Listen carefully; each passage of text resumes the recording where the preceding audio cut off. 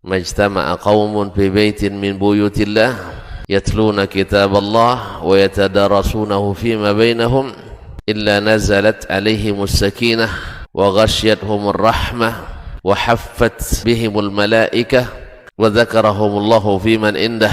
Tidaklah suatu kaum duduk di salah satu rumah Allah membaca ayat-ayat Allah dan sama-sama mempelajarinya kecuali turun kepada mereka as-sakinah, ketentraman dan kenyamanan, wa ghasyiyatuhumur rahmah, dan mereka diliputi warahmatullahi wabarakatuh. Alhamdulillahi rabbil alamin, wa salli wa sallim ala nabiyil karim sayyidina wa maulana Muhammadin wa ala alihi wa ashabihi ajma'in wattabi'ina lahum bi ihsanin ila yaumiddin. Amma ba'du, fa ussi nafsi wa iyyakum ayyuhal muslimun wa ayyatuhal muslimat bi taqwallahi azza wa jalla rabbil ardi was samawat fa innahu qad fazal muttaqun. Ya ayyuhalladzina amanu taqullaha haqqa tuqatih wa la tamutunna illa wa antum muslimun. Bapak dan ibu-ibu, saudara-saudara dan saudari kaum muslimin dan muslimat, al-hadirin wal hadirat, wal mustami'in wal mustami'at, wal musyahidina wal musyahidat. Bapak dan ibu-ibu yang dirahmati Allah SWT, jemaah salat subuh di Masjid Zaid bin Thabit radhiyallahu anhu Pekanbaru, ataupun yang mendengarkan melalui radio 91,1 FM atau yang menyaksikan melalui media dimanapun berada. Alhamdulillah, subuh ini Allah izinkan kita kembali berbagi senyum, berbagi doa, dan berbagi nasihat dan ilmu. Mudah-mudahan Allah masukkan kita golongan orang-orang yang beruntung dan tidak merugi. Wal asri innal insana lafi khusr. Demi masa sesungguhnya manusia benar-benar dalam keadaan merugi. Illal ladzina amanu wa amilus salihat wa tawasaw bil haqqi wa tawasaw bis sabr. Kecuali orang-orang beriman, beramal saleh, dan saling memberikan nasihat untuk tetap di atas kebenaran, dan saling pula menasihati untuk tetap di atas kesabaran.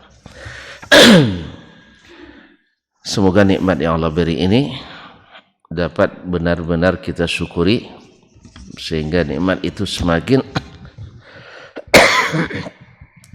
hari semakin kita nikmati. Mudah-mudahan sampai kita menemui ajal dan mati dengan husnul khatimah. Amin ya rabbal alamin. Salawat dan salam kepada Nabi kita alaihi salatu wassalam yang berjasa sangat banyak kepada kita, tidak terkira dan tidak terhingga. Apapun kebaikan, baik berupa perbuatan maupun ucapan,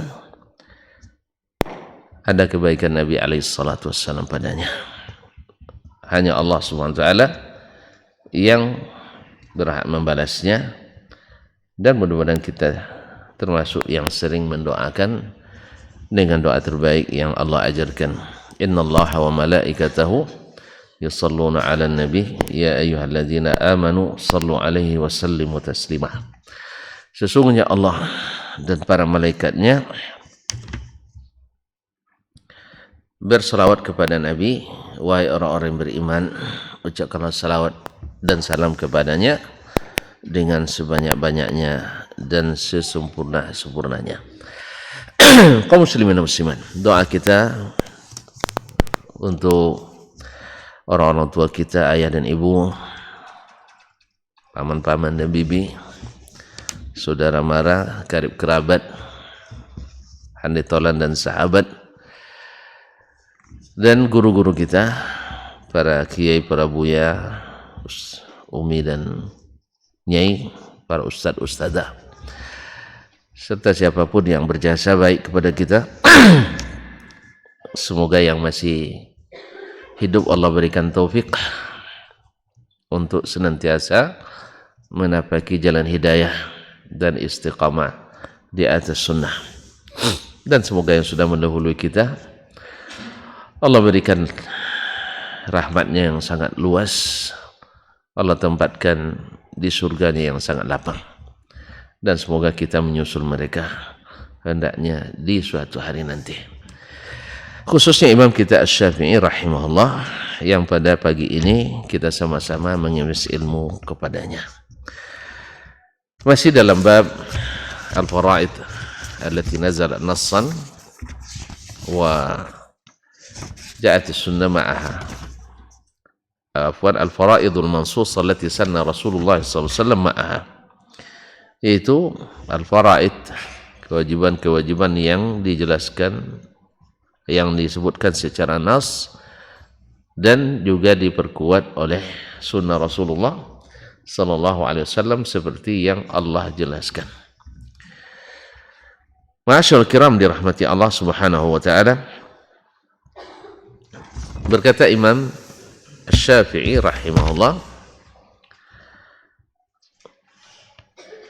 wala'allahum إنما حكوا الحديث فيه لأن أكثر ما توضأ رسول الله صلى الله عليه وسلم ثلاثا.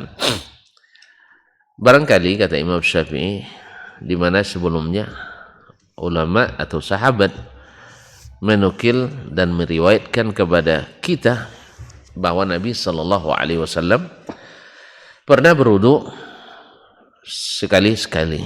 Maksudnya membasuh anggota wudunya satu kali. Dan pernah pula Nabi berwudu membasuh dua kali. Seperti yang dijelaskan pada hadis yang disebutkan oleh Imam Asy-Syafi'i sebelum ini, yaitu hadis Abdullah bin Abbas annahu tawadda'a marrah, bahwa Nabi berwudu sekali basuh. Dan hadis Jaddi Amr bin Yahya, yaitu berkata kepada Abdullah bin Zaid Al-Mazini, di mana diminta menunjukkan wudunya Rasulullah sallallahu alaihi wasallam, maka dia menjelaskan membasuhnya dua kali. Nah, barangkali kata Imam Asy-Syafi'i rahimahullah, mereka meriwayatkan hadis ini, hadis tentang wudu Nabi sekali-sekali, dua kali, dan tiga kali. Apa sebab disebutkan? Lianna aktsara ma tawadda'a Rasulullah sallallahu alaihi wasallam thalathan. Karena yang masyhur, riwayat yang banyak bahwa Rasulullah sallallahu alaihi wasallam berwudu tiga kali. Fa aradu anna al-wudu'a thalathan ikhtiyar. Maka mereka bermaksud menjelaskan bahwa wudu tiga kali itu ikhtiar, pilihan. Artinya tidak, laisa laziman wala wajiban, tidak wajib. Berarti satu kali cukup. La annahu wajib, tidak wajib. La yujizu aqallu minhu, di mana kalau kurang dari tiga tidak sah. Kalau kurang dari tiga tidak sah berarti kan wajib? Tidak. Berarti maksudnya adalah untuk menjelaskan wudu tiga kali pilihan, sedang wudu sekali wajib, dua kali pilihan, sekali wajib. Maka membasuh pertama kali harus sempurna.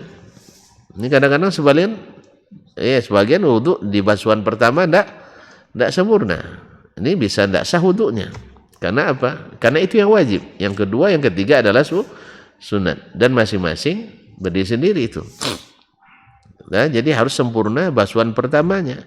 Jangan dilengkapi di basuhan kedua. Misalnya basuh pertama terbuka sedikit-sedikit. Lalu basuhan kedua baru lengkapkan. Enggak. Dari basuhan pertama harus sempurna. Karena yang kedua dan ketiga tambahan. Yang kedua dan ketiga tambahan atau sunat. Walamma zukira minhu fi anna man tawadda'a wudu'ahu hadha wa kana thalathan, tatkala disebutkan dari Nabi sallallahu alaihi wasallam bahwasanya siapa yang berwudu, wudunya ini seperti wudu Nabi sallallahu alaihi wasallam, dan dia wudu waktu itu tiga kali.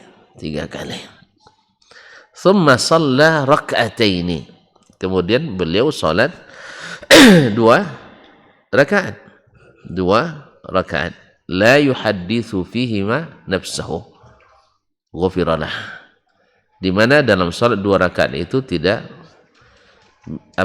tidak berkata-kata dalam hatinya, maksudnya masalah di luar salat. Kalau berkata-kata dalam hatinya dalam salat boleh enggak? Berkata-kata hatinya dalam perkara salat enggak boleh juga, Pak? Iya, seperti tadi ayat tentang kematian tadi, itu bayang mati tadi, sehingga harusnya Allahu Akbar baca sami Allahu liman hamidah, tidak terasa itu, karena terbayang ayat sebelumnya tadi. Ya Pak Edi, adanya mati dalam sholat ini, apa yang nak dibawa? Dapat ampunan atau tidak tuh? Jadi jarat ada lisan, tidak sadar sama sekali kecuali setelah diingatkan Nabi bilang subhanallah tadi. Nah, Allahu Akbar. Nah, jadi ini yusadrak, sesuatu yang bisa diperbaiki, tidak merubah rukun. Oleh sebab itu kenapa tidak sujud sahwi tadi? Karena ini tidak wajib. Jelas Pak? Karena bisa didapatkan kembali. Masyaallah kiram dirahmati Allah Subhanahu wa taala, seperti orang salah baca ayat, diingatkan, diperbaiki. Ini salah mengucapkan Allahu Akbar menjadi sami Allah walhamidah. Nah, diganti dengan Allah wa akbar. Nah, bercakap-cakap seperti ini boleh tidak dalam sholat? Boleh, alhamdulillah. Berarti tidak usah masalah ya. Takut Pak Edi tadi membayangkan Ustaz, jangan ingat pulang kampung tadi. Nah, Allah musta'an. Ini kadang-kadang untuk menghapus hal seperti itu kadang harus dijelaskan juga kadang.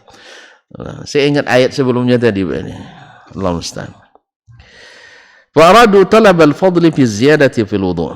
Maka mereka bermaksud menjelaskan itu untuk mencari kelebihan dengan menambah dari satu kali dalam wudu. Wa kanat ziyadatu fi nafilah, dan tambahan itu hukumnya sunan. Dah sampai sini kemarin ya. Baik.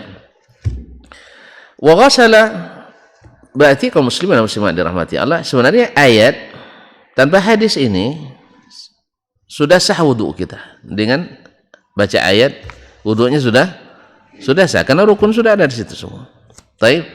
Tetapi datang hadis memperkuat keterangan tersebut, ditambah lagi dengan keterangan bahwasanya yang dimaksud yang wajib itu sekali, dan itu terkandung dari makna ayat, karena makna ayat itu faghsilu wujuhakum, ya itu kemungkinan membasuh sekali sah, membasuh lebih apalagi, ya kan? Berarti diperkuat oleh hadis bahwa makna yang salah satu dari makna, dan itu yang mutabadir, bahwa membasuh sekali itu sudah sah.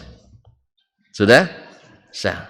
Tidak wajib. Nah, sama kalau kita basuh tangan misalnya, dari basuhnya tapi siram aja. Sudah sah belum membasuh?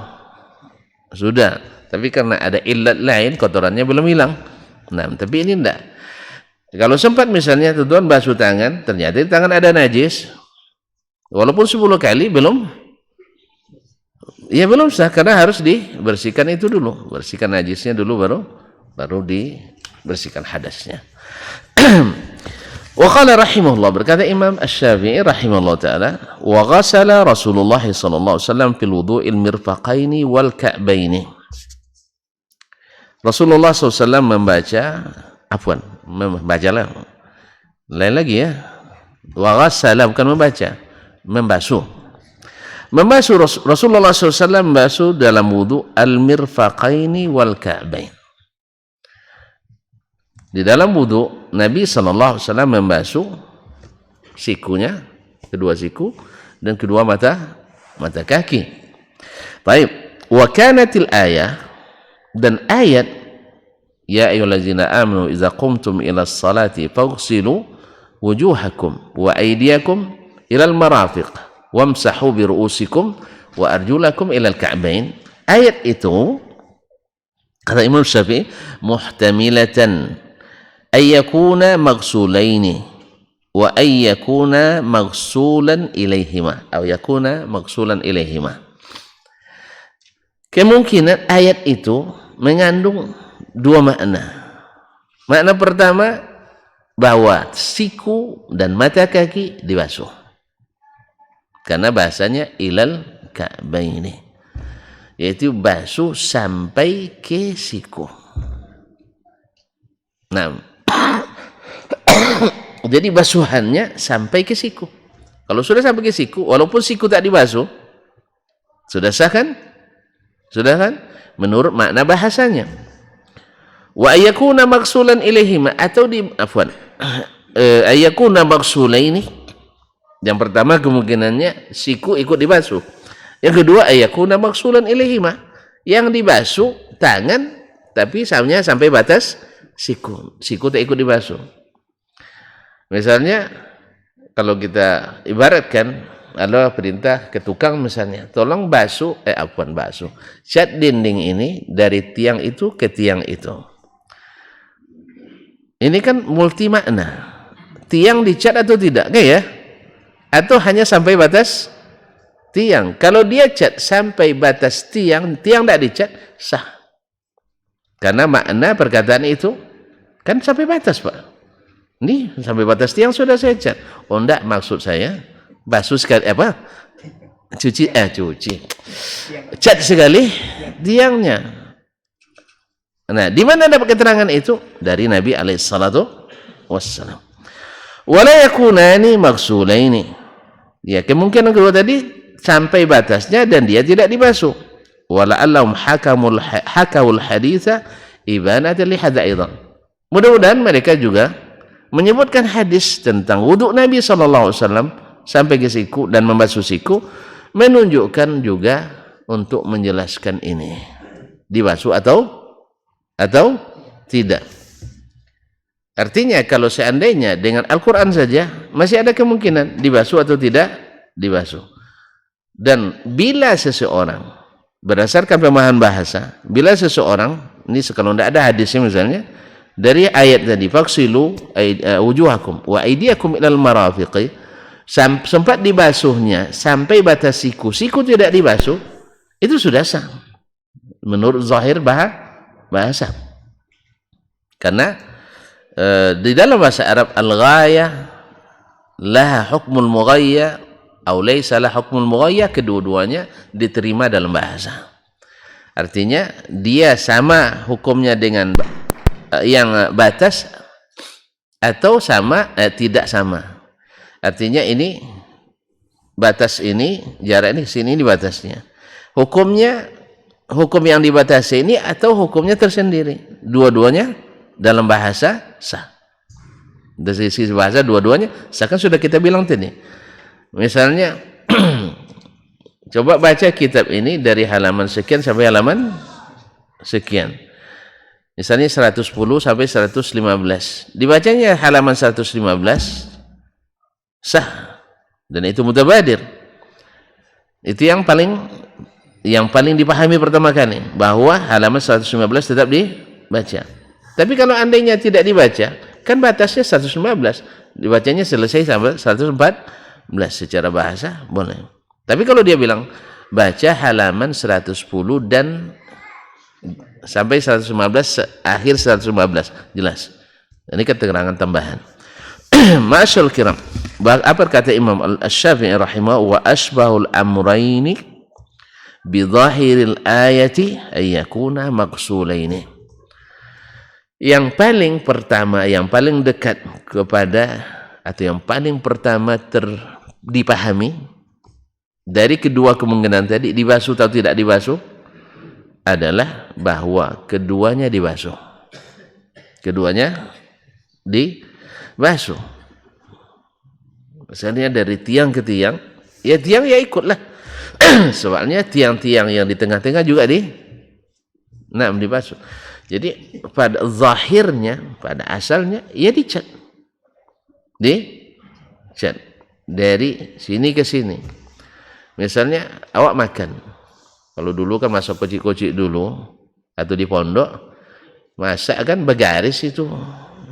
Iya Jo, ini pondok Darun dulu. Nah, masak satu periuk.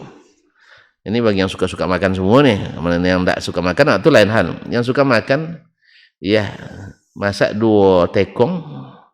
Nah, kan 2 itu digaris dalam periuk tuh Pak ini. Ya digaris pakai roll. Diukur diameternya berapa. Nah, jadi yang sebelah ini bagian saya misalnya, sebelah bagian Pak Edi. Nah, apakah yang sampai batas itu dimakan apa tidak? Boleh dimakan enggak? Atau enggak? Ditinggalkan perbatasan itu? Diambil sama kawan nanti. Jadi makna yang paling pertama, asbahul amra ini yang paling dipahami bahwa batas itu juga dimakan. Dah. Jelas? Ini secara bahasa. Makanya Imam Syafi'i rahimahullah mengatakan wa asbahul amraini bi zahiril ayat, yang paling dekat, yang paling serupa dengan zahir ayat. Artinya makna yang pertama dipahami dari 2 makna itu, bahwa batas itu hukumnya sama dengan yang dibatasi. Jadi batas tangan itu siku itu sama hukumnya dengan tangan yang harus dibasuh. Ayyakuna maghsulaini. Jelas? Alhamdulillah. Sama juga dengan batas tanah misalnya. Tanah ini batasnya dari induk situ. Nah, batas itu masuk enggak dalam tanah kita? Masuk apa enggak? Masuk. Sesenti pun dia masuk, dihitung itu. Ini kelebihan sesenti. Kan hitung kan? Coba sesenti, coba 700 lapis ke bawah, berapa banyak kilonya itu? Jadi masuk. Jadi memang tanah itu kalau bisa dia digaris dengan jarum, digaris dengan jarum orang tuh. Iya kan? Batas masuk enggak ke dalam bagian kita? Masuk. Nah, seperti itulah makna yang pertama dalam bahasa. Bahwa batas al-ghaya laha hukmul mughayya. Bahwa batas itu hukumnya sama dengan hukum tanah kita tadi.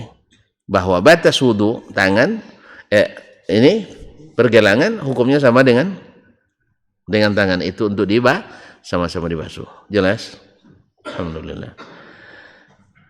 Tambah lagi, misalnya data Anda akan,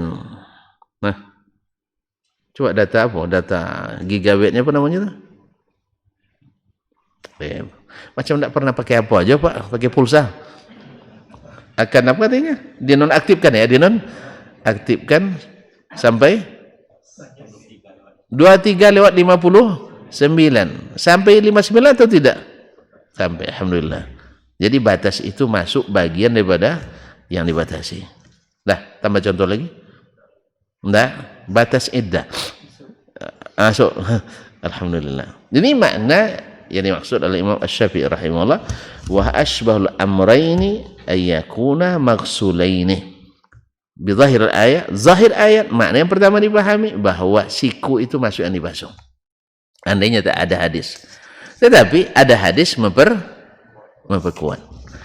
Ini diantara bentuk datangnya hadis Nabi SAW atau sunnah Nabi SAW memperkuat yang sebenarnya sudah dijelaskan dalam Al-Quran secara nas, tetapi karena mengandung lebih dari satu makna, walaupun makna yang terkuat adalah yang pertama, tapi ketika datangnya sunnah Nabi SAW semakin menguatkan dan mempermantapkan.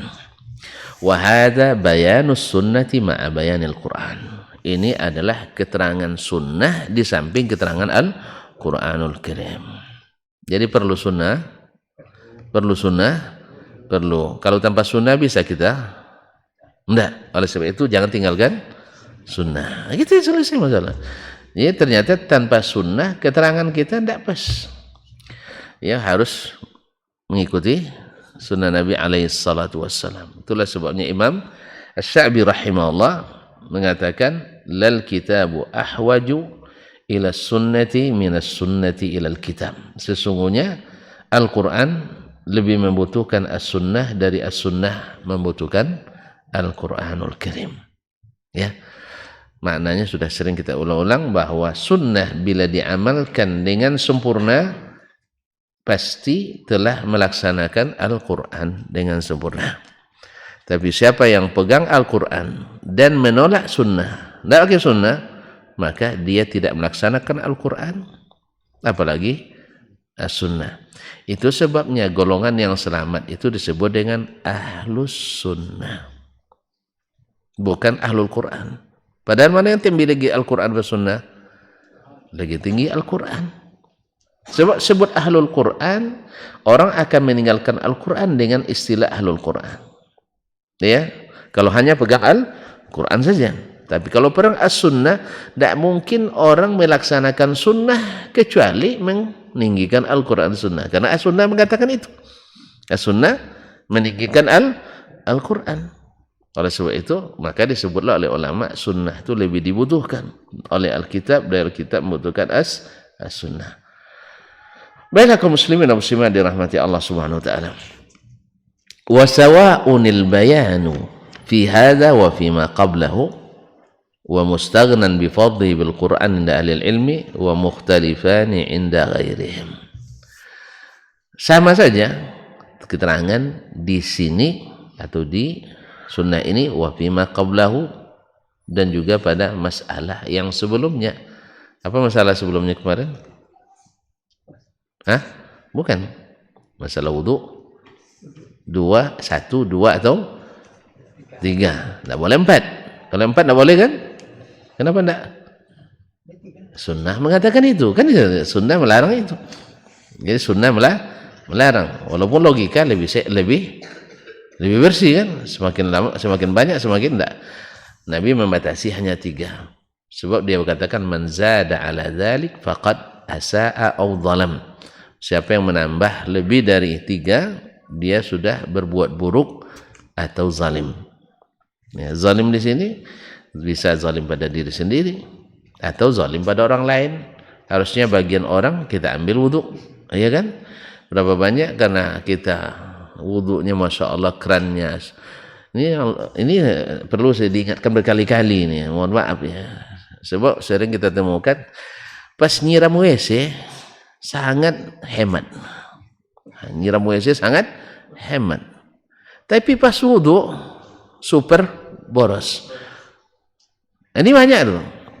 Jadi pas siramnya ini secara tak sengaja sering terperhatikan gitu. Baru keluar WC, tentu kita masuk lagi. Tengok enggak disiram. Pas tengok dia wudu super deras. Nah, itu kan terbalik. Wudu harusnya super hemat, siram WC jangan boros, tapi harus sampai bersih. Saya banyak orang mengutuk nanti, apalagi habis makan jengkol. Habis jengkol gelambak pula tuh gelambaknya. Nauzubillah, ya, nauzubillah 3-5 hari tidak hilang baunya, Pak. Kalau sudah sempat lengket, makanya kaum muslimin dan muslimat nih, ya ini termasuk adab yang harus kita perhatikan betul ya. Ini maknanya, mohon maaf, jangan kalau kita yang sudah ngaji pun banyak seperti itu dengan alasan jangan boros memakai air. Jadi yang dibaca tempat wudu diterapkan di WC. Terbalik, itu di tempat wudu, di WC harus bersih. Nah, bersih. Ya, bersihnya tidak mesti satu kula, tidak. Asal disiram bersih. Yang kedua, memang ini jarang mungkin terperhatikan. Mohon maaf ya, jarang terperhatikan. Saya itu perhatikan, yaitu kloset duduk atau jongkok itu, kloset jongkok. Bila orang buang air kecil, mesti keluar ke depannya, di luar kloset itu. Tentu bisa mendeteksi nanti di saat WC kering atau di saat ada air tergenang, pasti akan terlihat percikan itu. Maka jangan lupa juga menyiram yang di depannya. Yang kedua, bila ember, kan WC itu naik kan, ember kadang di bibir bantalan itu, ini juga rentan ternajisi. Ini baru yang buang hajat sambil jongkok, masih juga melompat airnya, bandingkan dengan yang buang air sambil berdiri. Jangan-jangan sebagian besar ke dalam ember. Nah, makanya embernya tolong ditinggikan. Kalau tidak ember yang lebih besar, sebab lebih besar nanti juga tidak bagus lama air tergenang di situ. Makanya yang paling selamat tuan-tuan dan puan yang saya muliakan, bersuci pakai keran ini, shower ini. Ini harus ada khususnya di tempat-tempat umum ya. Sebab tempat umum itu banyak tangan yang masuk. Ini banyak tangan yang masuk. Ya masuklah. Kita kan tidak bisa kan tidak ada kayak cek lock dulu sebelum masuk kan. Tangan bersih atau tidak. Semua tangan masuk ke dalam. Habis itu pegang gayung, masuk juga situ. Makanya apalagi di pondok-pondok saya nasihatkan ke kawan-kawan juga harus pakai itu. Tapi kadang-kadang insinyurnya penghematan. Ya sebagian ingin berhemat. Pada berapalah hematnya cuma itu. Ya tapi kesehatan. Nah, kalau bisa nanti pondok-pondok jangan macam kami dulu lagi gatal-gatal banyak. Iya karena itu. Kain saya jarang dicuci. Saya pakai kain basah berkeringat. Tambah lagi WC. Tadilah ember itu tadi cuci 5 tahun tidak dicuci, tidak dibersihkan. Nah, mohon maaf ya. Ini jumlah muqtaridah intermezzo ini tidak masuk. Tapi karena bermunasabah enggak pernah saya ingatkan. Kaum muslimin dan muslimat dirahmati Allah SWT. Naam. Yaitu ini keterangan ini sama dengan yang sebelumnya, yaitu tentang wudhu sekali, 2 kali dan 3 kali. Lebih tak boleh, dikurangi boleh, tapi setengah kan tidak mungkin. Tidak ada setengah basuh, maka harus 1 kali. Maka basuhan pertama harus lengkap. Nah, wa mustaghnan bi fardhi bil Quran. Ini sebenarnya dengan hukum dari Al-Quran sudah cukup. Karena makna tadi dalam makna yang paling zahir sekali dah cukup membasuh. Ya kan makna zahirnya dan sesuai dengan hadis. Kemudian di sini batas yang ditentukan pada makna bahasa, batas itu masuk yang dibasuh dan juga sesuai dengan as-sunnah an-nabawiyah. Nah, ini maknanya Al-Qur'an, hadis Nabi datang menguatkan yang sudah ada dalam sunnah Nabi sallallahu alaihi wasallam. Wasanna Rasulullah sallallahu alaihi inda ahli ilmi nur ahli ilmi tidak cukup wa mukhtalifani inda gharim, tapi di kalangan orang yang tidak mapan ilmunya bisa saja ini masalah kontradiktif, bisa saja masalahnya kontradiktif. Kok ada sekali, kadang 2 kali, kadang 3 kali, tidak konsisten katanya. Tidak, ini namanya ikhtilafut tanawwu', artinya variasi berwudu yang diajarkan Nabi SAW. Sekali boleh, 2 kali boleh, 3 kali lebih afdal. Nah, wasanna Rasulullah SAW fil ghasli minal janabati ghuslal farji wal wudu'a ka wudu'is salati thumma al ghusl. Kemudian Rasulullah SAW menyunnahkan dalam mandi karena junub. Ya, karena junub, yaitu ghuslal farji, membasuh. Ini pada umumnya dibaca ghasla. Ghusl ya umumnya dipakai untuk mandi, sekarang dipakai untuk membasuh, dan dua-duanya boleh dalam bahasa, walaupun yang paling masyhur al-ghuslu lil-ightisal wal ghaslu lil ghasl, bahwa al-ghuslu itu isim masdar daripada ightasala, ightisalan, mandi, tapi kadang-kadang dipakai dengan makna membasuh. Jelas? Maka Syekh al-Muhaqqiq ingin menunjukkan ini ke kita, bahwa dua-duanya secara bahasa sahih. Dua-duanya secara bahasa sahih. Nabi SAW menyunahkan dalam mandi junub al-ghasli, harusnya al-ghuslu fil ghusli minal jamadati ghaslal farj. Ini yang biasa. Tapi sekarang dibaliknya.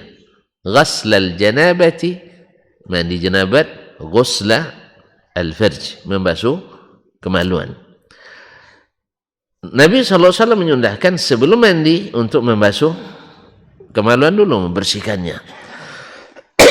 Wal wudu'a, kemudian disunahkan pula wudu' ka wudu'is salah, seperti wudu' salat. Thummal ghasla, kemudian baru mandi. Jadi urutannya 1, bersihkan kemaluan, muka belakang, Kalau seandainya di belakang ada yang keluar, maka dibersihkan juga. Yang kedua, berwudu. Nah, urutan wudu, tuan sudah tahu sendiri. Pertama, basuh tangan di luar bejana. Ini bagian tidak pakai shower ya, tidak pakai keran atau bagi pancuran ya. Nah, apalagi mandi di pancuran. Pernah mandi pancuran? Nggak pernah. Cobalah. Jalan-jalan nanti ke Sumbar, atau nggak usah di Sumbar, dekat-dekat sini pun banyak pancuran. Kalau nggak buat dekat rumah. Nah, mandi pancuran. Apalagi sebelum subuh itu enak mandi. Wajib tak wajib itu urusan lain ya. Yang penting mandi sebelum subuh itu kata orang sehat. Jadi walaupun nanti tidak wajib mandi, mandi juga sebelum subuh. Ya, mandi juga sebelum subuh. Kalau bisa di sungai, air mengalir, itu lebih hebat lagi. Cuman itulah sungai dah banyak apus sekarang. Apa namanya pakan apa nih, pakan ikannya? Banyak pelet. Ya sehingga bikin kita pusing. Ya pusing mikirkannya. Kan kena pelet bikin pusing kan? Kaum muslimin dan muslimat dirahmati Allah. Apa namanya? Basuh tangan di luar bejana. Tapi kalau ke keran jelas tidak perlu dijelaskan lagi. Basuh, habis itu berkumur-kumur 3 kali sambil masukkan air ke hidung dan mengeluarkannya kembali 3 kali. Dan itu juga subhanallah luar biasa. Ya, dari sisi psikis dan fisiknya ada. Dari sisi fisik itu masukkan air ke hidung itu terbukti pencegahan penyakit stroke. Nah, ini paling ampuh. Ya sampai ke pangkal hidung sampai terasa. Kadang-kadang sampai bersin kita Pak dia. Dari sisi psikis, apalagi bangun tidur, Nabi menyuruh itu juga. Karena syaitan itu bermalam di pangkal hidung kita. Maka dengan istinsyak kita menghalau dia keluar, menghalau ke luar. Nabi yang katakan seperti itu. Wallahu musta'an. Kaum muslimin dan muslimat dirahmati Allah SWT. Kemudian basuh muka 3 kali dan seterusnya. Nah, Nabi SAW kadang-kadang melambatkan basuh kakinya di akhir mandi. Jadi dibasuh setelah mandi selesai baru dibasuh. Karena sebagian ulama memberikan illahnya, alasannya karena Nabi mandi di tempat di bawahnya tanah. Nah, jadi supaya nanti yang terakhir kaki itu dibersihkan. Kalau kita mandinya berdasarkan illah ini, kalau mandi Bapak di mana? Masih di tanah juga? Keramik kan? Granit lagi? Kualam lagi? Masya Allah. Berarti boleh dibasuh sebelum mandi. Nah, bila tidak batal wudu sebelum mandi, maka wudu sudah selesai. Tidak perlu wudu lagi selepas mandi. Tapi kan sebagian kita dalam mandi itu batal juga wudu. Kan ya? Subhanallah, ada yang sebelumnya tidak ada angin nak keluar. Dah 3 jam kita duduk, tidak ada angin nak keluar. Selesai wudu, setengah wudu, baru dia nak keluar. Ada tuh? Ada. Tidak was-was. Kalau was-was kan tidak ada kan? Ini betul-betul. Betul-betul ada suaranya. Jadi bukan apa dia. Entah ada, kalau ahli kesehatan ada hubungannya itu karena air itu dengan angin nak keluar. Atau bisa saja dalam air sedang mandi orang buang air kecil. Kan batal lagi wudunya. Maka dia berwudu lagi lepas mandi tadi. Karena ini membatalkan. Tidak membatalkan mandi tapi membatalkan wudu. Wallahu ta'ala alam. Ma'asyiral kiram dirahmati Allah SWT. Jadi berwudu seperti wudu salat thumma al-ghusl. Fakadzalika ahbabna an naf'al. Seperti ini pula yang kami suka melakukan. Kata Imam Asy-Syafi'i rahimahullah taala, membasuh kemaluan, kemudian berwudu seperti wudu salat, kemudian mandi. Ini urutannya. Inilah yang disunnahkan. Dan ini pula yang kita anjurkan, kata Imam Asy-Syafi'i rahimahullah. Walam a'lam mukhalifan. Saya tidak tahu ada orang yang berbeda pendapatnya. Hafiztu anhu min ahli ilmi, yang saya hafalkan perkataannya dari kalangan ulama, fi annahu kaifa ma jaa bi ghuslin, yaitu bagaimanapun dia mandinya. Ya, dia sudah jelaskan sunnahnya begini. Tapi saya tidak tahu ada khilaf. Artinya Sepakat ulama. Andainya seseorang mandi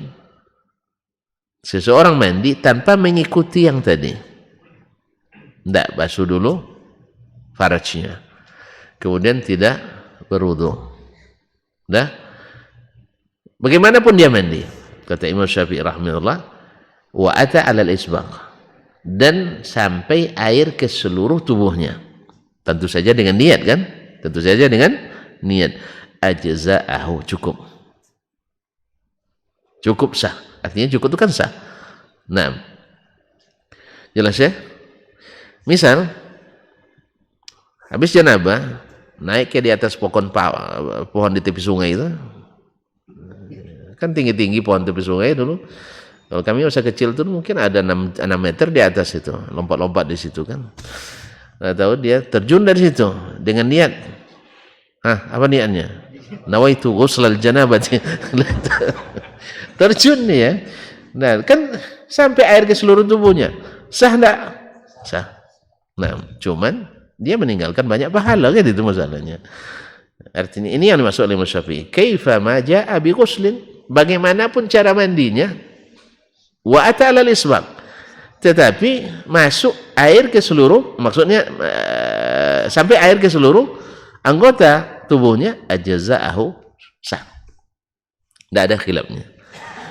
Wa in ikhtaru ghairahu, sekalipun mereka memilih cara yang lain, artinya seperti tadi di antara caranya, atau di kolam renang misalnya, yang penting airnya bersih kan, airnya suci, menyucikan, lalu dia dengan niat mandi janabah lillahi ta'ala, lalu dia terjun, insya Allah sah mandinya, walaupun dia nanti bersihkan farjnya di dalam sungai itu, tapi jangan dalam kolam renang, marah orang nanti Pak ini. Nah, di dalam sungai itu sah.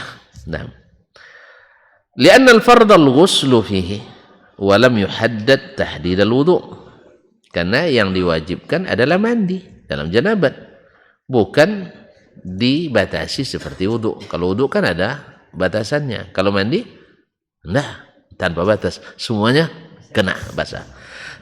Jadi mana lebih senang, mandi atau wudu? Mana lebih senang, mandi atau wudu? Lebih senang mandi daripada wudu.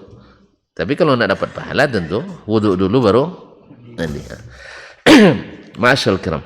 Wa sanna Rasulullah sallallahu alaihi wasallam fi ma yajibu minhu wudu. Kemudian Rasulullah sallallahu alaihi wasallam menyunnahkan apa yang membuat wajib wudu. Yang mewajibkan wudu.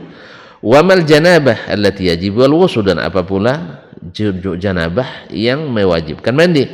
Izlam yakun ba'du zalika mansusan fi kitab, karena sebagian dari sebab-sebab itu tidak disebutkan secara nas di dalam Al-Qur'anul Karim. Ya. Jadi di samping sama keterangannya ada tambahannya. Inilah sebabnya kenapa sunnah diperlukan. Oleh sebab itu kenapa sunnah tak boleh dikeluarkan dan kita harus selalu mengikutinya. Jangan dimodifikasi, jangan apalagi dipersekusi. Nah, ini kan sekarang ini Masya Allah, ya, zaman-zaman maraknya persekusi. Ini ingat lagi masa jahiliyah dulu. Masa jahiliyah, semakin mendakwahkan sunnah semakin dicurigai. Ya wajarlah. An-nasu aduwwu ma jahilu. Manusia itu pasti memusuhi apa yang mereka tidak ketahui. Oleh sebab itu bergiatlah memberitahukan. Jangan sampai bosan. Ya, karena kalau bosan kita semakin jahil umat, semakin tidak tahu mereka sunnah Nabi sallallahu alaihi wasallam. Ya. Subhanallah, Allah musta'an. Bahkan dianggap melaksanakan sunnah Nabi dianggap tidak paham sunnah Nabi sallallahu alaihi wasallam. Ya enggak ada paham. Ya, paling-paling tahunya hadis jenggot satu, hadis cingkrang satu. Tuh seberapa lama kita belajar hadis? Setiap hari kita baca kitab hadis, yang tahu cuma 2 hadis. Kita jauh aja lah, tidak apa-apalah. Walaupun hanya 2 tapi terlaksana, daripada tahu 2000 hadis tapi tak nampak hasilnya. Iya enggak? Masya Allah, jemaah Masjid Z ini, ya, yang miskin-miskinnya rajin berinfak, yang kaya-kayanya misalnya Enggak. Berarti mana yang lebih bagus? Mana yang lebih bagus, Pak? Miskin atau kayanya? Enggak, lebih baik kaya, berinfaknya banyak. Iya. Tapi kalau seandainya hartanya banyak, tapi tidak pernah nampak berinfak, lebih baik miskin tapi infaknya nampak. Iya tak? Sama juga dengan ilmu. Ilmunya banyak, tetapi memalingkan orang dari ilmu dan mengamalkannya untuk apa? Lebih baik ngaji Rabu, hari Rabu ngaji, Kamis potong jenggot, potong celana, terus Jumat dah tumbuh jenggot, Sabtu dakwah, daripada belajar hadis puluhan tahun tapi menentang hadis lebih lama lagi. Nah, entah apa gunanya banyak ilmu tapi tak diamalkan. Lebih baik sedikit tapi nyata, sedikit tapi nyata. Sama dengan pegawai misalnya, ya ada datang jam 7, ya jam 7 datang padahal jam 7:30 kan, tapi jam 7 ngapain dia? Tidur dia di kantor. Yang lain datang jam 7:30 tapi mulai start kerja tak berhenti. Yang teladan yang mana? Masya Allah, ini bahasanya memang bahasa orang kantoran nih, tepat waktu. Ya mohon maaf Pak, saya tidak tepat waktu nih. Ya kalau gitu saya stop lah. Bapak nyindir kan Paknya. Dah kita tutup. Baik, berarti dah selesai gitu ya. Insya Allah bahwa ini diantara bentuk sunnah Nabi SAW menguatkan yang sudah jelas dalam Al-Quranul Karim. Wallahu ta'ala alam wa sallallahu ala nabiyyina Muhammad wasallam. Dan kalau udah sindir tuh saya udah puasa angkat tangan saya. Terima kasih dan mohon maaf. Subhanakallah bihamdik asyhadu an la ilaha illa anta astaghfiruka wa atubu ilaik. Wassalamualaikum warahmatullahi wabarakatuh. Majtama'a qaumun fi baitin min buyutillah yatluna kitab Allah wa yatadarasunahu fima bainahum illa nazalat alaihimus sakinah wa ghashiyatuhumur rahmah wa haffat bihimul malaikah wa dzakarahumullahu fiman indah.